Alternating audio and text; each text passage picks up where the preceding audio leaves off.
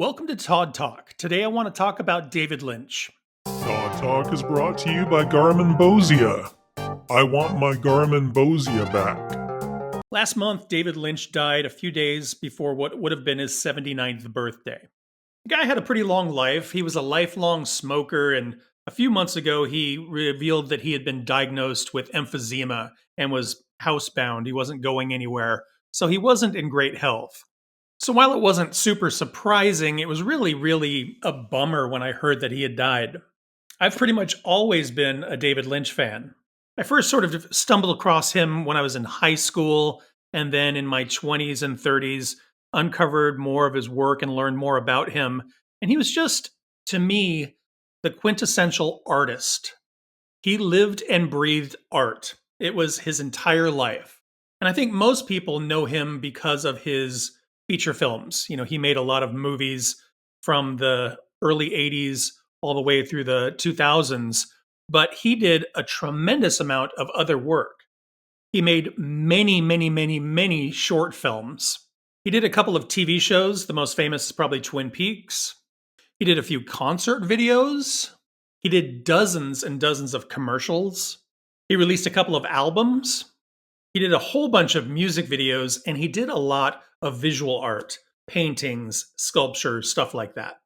Later in life, he did some web series. Every day he would announce the weather in Los Angeles, or occasionally he would pick a number out of a jar and reveal today's number.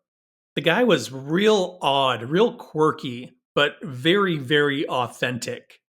He was very big into meditation, transcendental meditation, lifelong meditator. And he was a very kind and very introspective, very wise person. So I just want to share with you my top 9 favorite David Lynch things. So at number 9, I want to start with a little short film called David Lynch Cooks Quinoa. In this film, he is at home and he just talks about how much he likes quinoa, and he prepares some and then he lets it boil. And while it's boiling, he goes out and has a cigarette, and he recounts this story of riding a train. And it is the best way, I think, to get to know him in just a few minutes. At number 8, I want to go with the documentary, The Art Life. This is a documentary about David Lynch, and it interviews him and talks about him, really reveals what he's all about, what he cares about, also kind of recounts how he got started. And there was a tremendous amount of passion and luck, and it's a really interesting story. At number 7, I'm going to go with his first feature film, which was called Eraserhead. Eraserhead is a weird movie. It's kind of uncomfortable, it's kind of gross, and it deals with some themes that he kind of revisits through some of his other films. That's one thing that's really interesting about David Lynch is once you start to consume more of his work, you get a better sense of who he is and a clearer lens with which to view all of his work. Everything sort of informs everything else. And once you know this seems to make a little bit more sense. Some people find his work really hard to watch or difficult to understand. And there's not a lot of logic to it. There's a lot of feeling and a lot of themes. And again, you know, like if you've watched The Art Life and you know David Lynch's story growing up, when you watch Eraserhead, you kind of have a better idea of what he's trying to say. At number 6, I'm going to go with his second album, which was called Crazy Clown Time. The album's real cool, real moody. He's not a great singer, but he's a really fantastic storyteller, and somehow that sort of makes up for it. I kind of lump David Lynch in with other voices like Leonard Cohen or Lou Reed. Not the most beautiful voices, but really fantastic storytelling through song. Crazy Clown Time, front to back, is a nice album to listen to. Some of it is real simple, some of it's real moody, some of it's real weird, but it's a great album. Number 5, I'm going with Blue Velvet.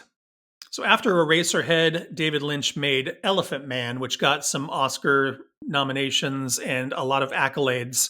And then after Elephant Man, he made the movie Dune, which he was not happy with and didn't review very well. It's become a little bit of a cult classic. But after Dune, he decided to kind of do his own thing. He wanted more creative control, and he made the film Blue Velvet. Blue Velvet is one of those movies that is a little bit dated in that most of its problems could be solved with cell phones. But that aside, it's a really interesting ride, and Dennis Hopper plays one of the most wicked villains that has ever been in a movie. Number four, I'm going to go with the original Twin Peaks series. Twin Peaks ran for 2 seasons back in 1989, 1990, and it was a story about a murder in a small town and an FBI agent coming to the town to solve this murder. It was a little bit of a police procedural, a little bit of a soap opera. You really got to know all the people in this town, and they were all so wonderful and such great characters. And then it got a little bit supernatural. As far as David Lynch works go, this might be one of the most accessible. It explores a lot of the themes that he likes to explore: a girl in trouble, a quaint and peaceful looking place that has an ugly side. The second season is a little sillier. We get into the Pine Weasel and the Miss Twin Peaks contest and things like that, but it's still very fun. My third pick is going to be the film Lost Highway. After Twin Peaks, David Lynch did a couple of smaller projects. He did the film Fire Walk with Me. He did Wild at Heart with Laura Dern and Nicolas Cage, and that film was based on a book by a guy named Barry Gifford. David Lynch got together with Barry Gifford, and they wrote the screenplay for Lost Highway. Lost Highway is a really surreal, really dark film, has some interesting thematic stuff. About halfway through the movie, all the characters change. It's very peculiar. The soundtrack is fantastic. It was produced by Trent Reznor, so it has some Nine Inch Nails and Marilyn Manson and Rammstein music, some David Bowie, some Lou Reed. It was a great soundtrack. First time I watched it, I had no idea what I just sat through. It's really bizarre. But upon revisiting it and thinking about it, it's a really cool story and a really interesting way to visit some of those themes. My number two pick is Twin Peaks: The Return. 25 years after the end of Twin Peaks, he did a third season. Expectations and hopes were really high for this series. And in my opinion, it is something that we just could not have conceived of. It absolutely subverts all of your expectations. What you thought you were going to get is not at all what you got. We explore things that we didn't even have questions about, and questions that we had never get answered.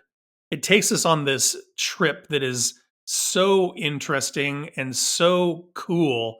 One of the episodes has this shot that I think is almost 8 minutes long, unbroken, and it's one of the coolest and weirdest bits of television that has ever been made. When that series ended, I was both elated and heartbroken, and it was absolutely wonderful. And my number one pick is Mulholland Drive. Mulholland Drive is just one of the best films that has ever been made. It is an incredible movie and an incredible story, and it is like a moving painting. I know some David Lynch purists are going to be like, hey, what about Inland Empire? What about Fire Walk with Me? What about On the Air? All of his stuff is great. This is absolutely subjective and my opinion as far as what really resonates with me. But like I said, there's just so much stuff that he's made, and a lot of it's just really, really cool. So that's my top 9. He was absolutely a one of a kind. There will never be another person exactly like that. And it's really amazing the body of work that he has left us with. I really encourage you to check out some of his work. Like I said, some of it's really weird, some of it's really confusing. If you don't like one thing, you might like another thing. But like I said, as you start to dig into it, it all sort of builds on itself. And I think it's really, really worthwhile. So much art that happens in the world now is for money or for profit, and just to make money for record labels and movie studios and things like that. There's not a lot of great artists in the world who just make things because they need to be made. I would say, as far as filmmakers, people like Denis Villeneuve or Robert Eggers are really the few, artists that are out there.